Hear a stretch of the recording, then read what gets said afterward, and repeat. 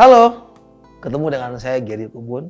Hari ini saya ingin share sebuah kisah yang dimana kita diajarkan untuk bisa memberikan penghormatan kepada siapapun. Entah dia itu orang gede ataupun dia orang kecil, bahkan mungkin tidak berarti buat kita. Ini mungkin menjadi kebiasaan yang tidak umum bagi semua orang. Kenapa? Karena kadang orang menilai orang selalu dari status sosial. Oh, ini orang punya jabatan. Oh, ini orang gede nih.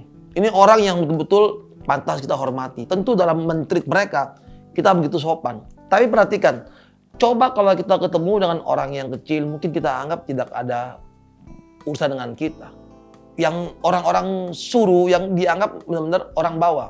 Kebanyakan manusia menunjukkan sikap acuh tak acuh karena dianggap itu tidak ada artinya juga buat kita, buat apa. Saya ingin menceritakan satu kisah menarik dan ini kisah nyata. Ini kisah yang pernah saya dengar beberapa tahun lalu.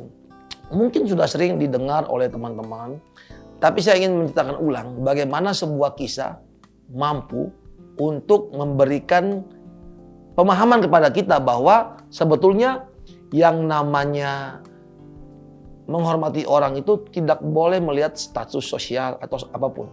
Semua orang itu sama di mata Tuhan. Kisahnya bermula dari sebuah pabrik distributor daging di Amerika.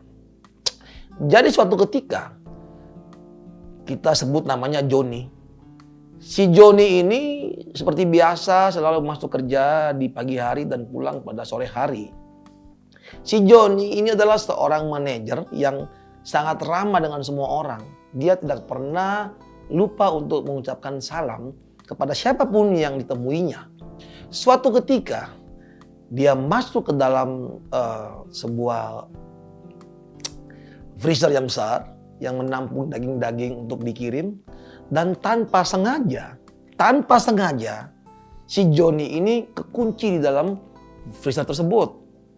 Tentu karena itu sebuah freezer yang sangat besar, tidak banyak orang mengetahui bahwa sebetulnya ada orang yang kekunci di dalam freezer tersebut.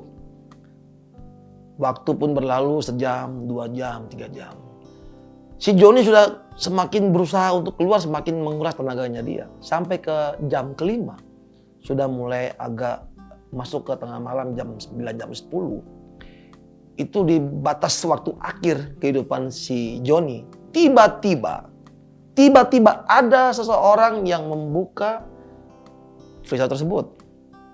Si Johnny lantas keluar dan kaget bahwa dia sudah berada di dalam freezer itu selama kurang lebih 5 jam dan sudah hampir mati. Tiba-tiba ada seorang satpam yang membuka freezer tersebut. Si Johnny bertanya kepada sang satpam, "Pak, bagaimana Anda mengetahui bahwa saya masih berada di dalam? Sementara saya sudah berusaha mengetuk-ngetuk dan tidak bisa mendapatkan solusi untuk membuka pintu ini." Yang menjadi luar biasa adalah jawaban dari seorang satpam ini. Dia menjawab pada si Johnny, "Pak manajer, saya sudah kerja di perusahaan ini kurang lebih 30 tahun. Dan saya bertemu dengan semua pegawai di sini dari yang paling bawah sampai yang paling tinggi.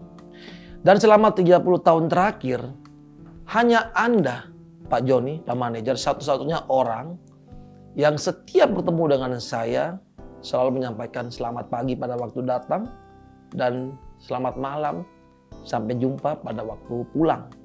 Hari ini saya ingat betul saya belum mendengarkan salam dari Anda.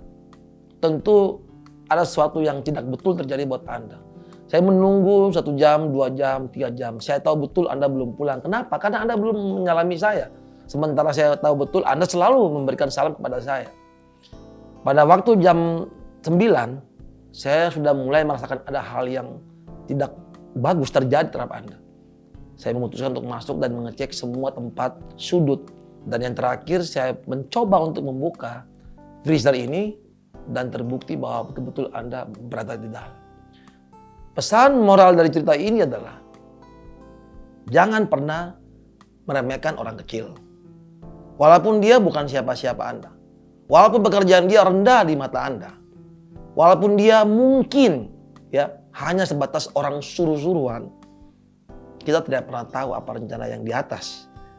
Mungkin saja suatu saat dialah yang akan menyelamatkan hidup Anda.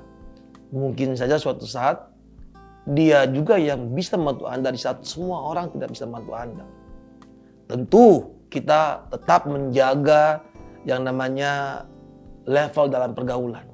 Tapi itu hanya masalah waktu. Di waktu yang lain, Anda harus men-treat semua orang sebagai sama manusia. Apalagi orang yang sering bicara tentang agama, sebuah isi keimanan ataupun isi agama kita bukan dilihat dari seberapa banyak kita pergi ke rumah ibadah, melainkan seberapa banyak atau seberapa besar kita memperlakukan orang lain sama kita dengan baik. Itulah inti dari bagaimana saya menceritakan video ini. Harapan saya lewat ilustrasi video kisah tadi bisa memberikan Anda pencerahan bahwa semua manusia itu sama di mata Tuhan.